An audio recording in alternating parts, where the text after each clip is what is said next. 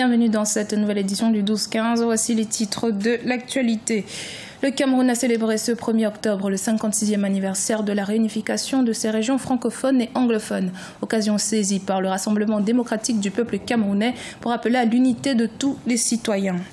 C'est sous le thème investissement et opportunités d'affaires en Afrique que la 8e édition du Forum Afrique Expansion s'est ouverte ce lundi 2 octobre à Montréal au Canada. Édition lors de laquelle le Royaume du Maroc était à l'honneur. Et puis découverte du café Cereals & Flakes situé dans un quartier chic de la capitale égyptienne. Ce bar, le tout premier dans son genre au Caire, propose toutes sortes de céréales.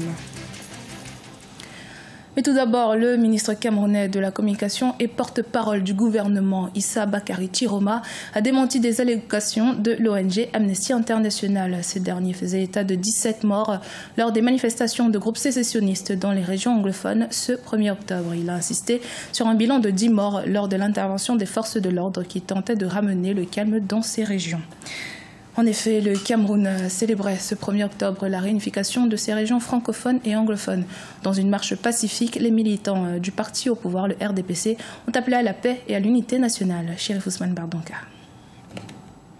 À Douala au Cameroun, la commémoration de la réunification du Cameroun s'est célébrée par une marche patriotique organisée par le Rassemblement démocratique du peuple camerounais, le parti au pouvoir, précédé d'un grand meeting tenu ce dimanche 1er octobre 2017 à l'esplanade de la maison du parti. C'était une occasion pour ces militants de dénoncer la menace de sécession sur fond de violences meurtrières qui ébranlent les régions anglophones du nord-ouest et du sud-ouest.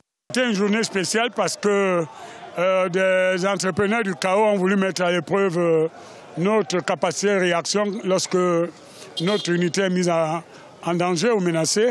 Vous avez vu le peuple patriotique du Vori, du littoral et de Douala qui a fait la démonstration de la puissance. Et nous sommes heureux, nous sommes un peuple uni, indivisible et tout le monde a sa place dans le pays. C'est une journée mémorable dans la mesure où Douala, la ville de Douala en particulier, les populations du littoral en général se sont retrouvés ici pour réaffirmer leur soutien aux institutions de la République et puis réaffirmer leur attachement au président de la République, à la personne qui l'incarne, son Excellence Paul Biya. Une manifestation citoyenne qui avait pour toile de fond le soutien aux institutions constitutionnelles et la solidarité aux citoyens des régions anglophones. Venus des différents départements de la région du littoral, ces hommes et femmes ont prôné la paix, l'unité et l'intégrité territoriale du Cameroun. Je pense que le message d'apaisement a déjà été donné par les autorités. Nous autres, nous levons comme un seul homme pour pouvoir garder notre pays uni et acter pour son développement. C'est très important pour moi parce que, voyez-vous, nous avons été victimes des affres des réseaux sociaux qui ont voulu porter atteinte à l'intégrité territoriale de notre pays à travers des messages incendiés qui ne reflètent nullement la vérité. Les faits sont là, ils ne sont pas là, vous les voyez vous-même. Le Cameroun reste dans la situation où nous sommes. Il y a quelques apprentis sorciers qui essaient de nous déstabiliser, mais ça ne passera pas parce que majoritairement, nous ne sommes ni anglophones ni francophones, mais nous sommes tous des Camerounais unis derrière le président de la République, son Excellence M. Paul Biya, qui sait très bien que le Cameroun restera un et indivisible, quel que soit Alpha. Il faut rappeler que le 1er octobre 1961, jour de réunification du Cameroun méridional et du Cameroun francophone, constitue pour tous les Camerounais un jour historique, un jour de gloire. Cette date réaffirme l'attachement des deux parties à un Cameroun un et indivisible. La 8e édition du Forum Afrique Expansion s'est ouverte ce lundi 2 octobre à Montréal au Canada. Ce rendez-vous qui se tient jusqu'à ce 3 octobre a vu la participation de 20 États africains organisé par la firme Conseil Afrique Expansion avec l'appui de la Banque africaine de développement. Cet événement biennal a mis le Maroc à l'honneur pour cette édition 2017. Au micro de notre envoyée spéciale Marie-Angèle Touré, Amina Gerba, la fondatrice du Forum Afrique Expansion, nous ont dit plus sur la particularité de cette édition. 8e édition du Forum Afrique Expansion à Montréal, au Canada, un forum d'échange, de partenariat entre hommes d'affaires, notamment africains et canadiens. Je me trouve en compagnie d'Amina Gerba, qui en est à l'origine. Vous êtes à l'origine de ce forum. Et ce qu'on aimerait savoir, c'est notamment la particularité de cette édition, où le Maroc est mis à l'honneur et où, semblerait-il, il y a quelques innovations. Tout à fait. Merci beaucoup, Africa 24, parce que vous nous avez toujours soutenus. Vous êtes là depuis le premier jour, donc vous êtes peut-être même mieux placée pour raconter l'histoire du forum. Oui, nous sommes à la 8e édition, 14 ans déjà. La particularité de cette édition, c'est que nous avons voulu que les partenaires africains et canadiens se mettent réellement en mode partenariat. Et pour le faire, c'est le financement qui est le nerf de la guerre. Donc, nous avons créé un espace financement de projets où les porteurs de projets peuvent aller rencontrer les financiers, les institutions financières et les organismes de promotion des investissements pour voir comment faire des affaires en Afrique. La deuxième innovation, comme vous l'avez dit, c'est l'espace innovation.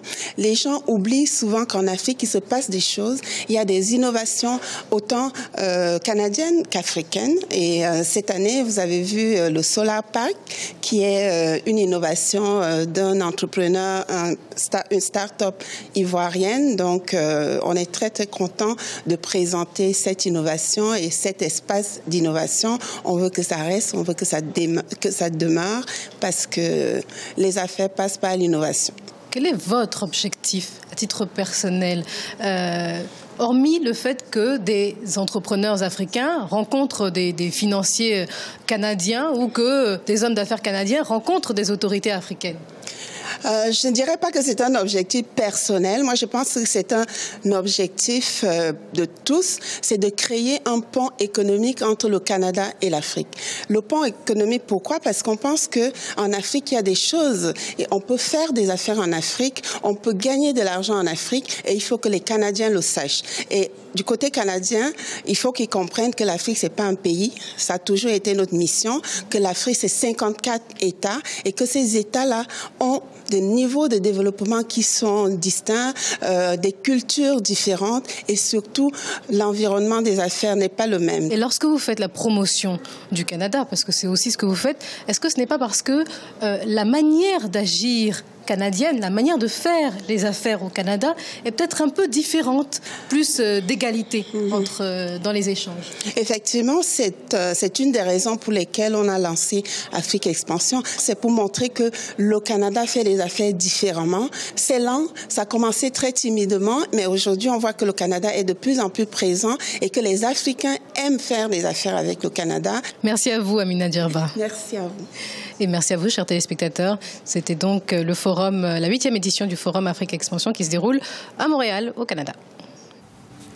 Dans l'actualité également, baisse de la production de thé au Kenya. Entre janvier et août, la production s'est cumulée à 265 000 tonnes, soit un recul d'environ 14% par rapport à 2016. Un résultat négatif imputable à la sévère sécheresse enregistrée durant le premier trimestre et qui s'est traduit par une baisse de 19% du volume des exportations et un renchérissement du prix de la feuille. Le kilogramme de thé s'est ainsi échangé à 314 shillings contre 300 shillings l'an dernier.